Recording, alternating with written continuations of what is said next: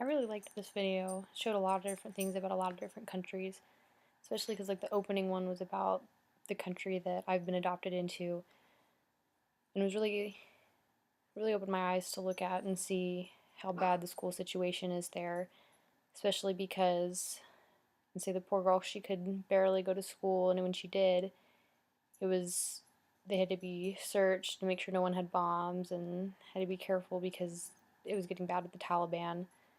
And ultimately, her parents were even looking at moving her to different countries or different areas where she's not going to be threatened.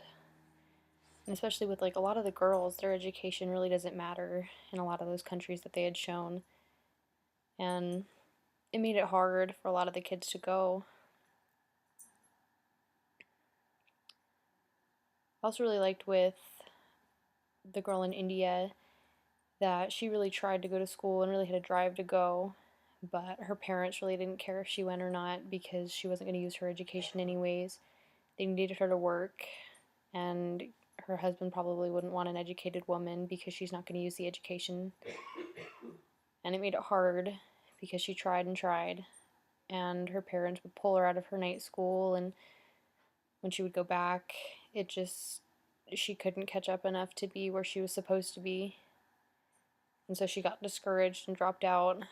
I know there were times in school where I'd even thought about that because I was like, man, I can't catch up. I'm not going to be there. There's all these things that discourage you. Other people are smarter than you are, and it made it difficult for these girls.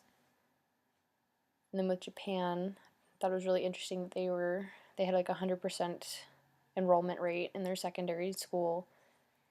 And I know that's really cool because they're not much farther than we are.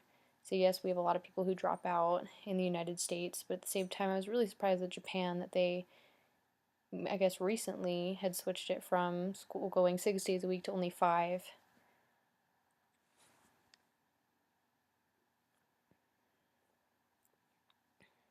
And then that they changed their curriculum so they didn't have as much time in school. I think school is a very, it's not just like about them learning knowledge and everything. They learn the social skills and the norms that society has through going to school. That's where they're taught what they're supposed to do.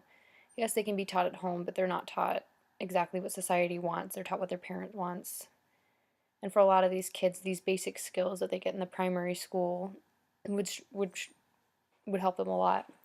Looking at some of the data that I had seen in like the HDI and in like this video from 2009, knowing that 2015 is when they wanted to have everything done by, some of the countries aren't doing very well at all. And maybe that they need to look at their goals and figure things out, maybe figure out what they can try to do to help these countries. I know Brazil had the good idea with trying to pay the families for these kids to go to school, but most times they were so poor that the kids still had to drop out of work because it wasn't enough compensation.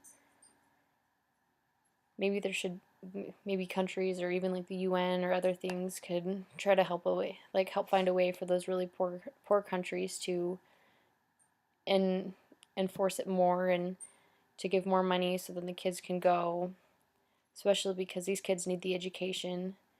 They're not going to do much in life if they don't have it. Yes, there's places where they wouldn't need the education, but it is so important that kids can read and write, and they're just basic skills that I know in the US take for granted, especially with those of us going to college and having the money to do a lot of things. I know we take it for granted. We feel like it's a right and it's a privilege. And I know like with Afghanistan, it wasn't safe to go to school, and she wanted to go so bad. And I know it's something else that even like the kids in Japan and the kids in the United States and other places they take for granted, that education is free and that it's there for all of us to go to, and we can go in just fine and not be afraid to go.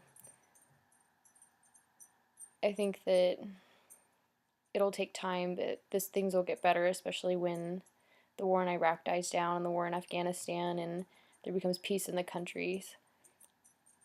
I think it'll take time, but eventually we'll be able to do that, and everyone will be able to get an education. I know it'll be difficult, but the road is there.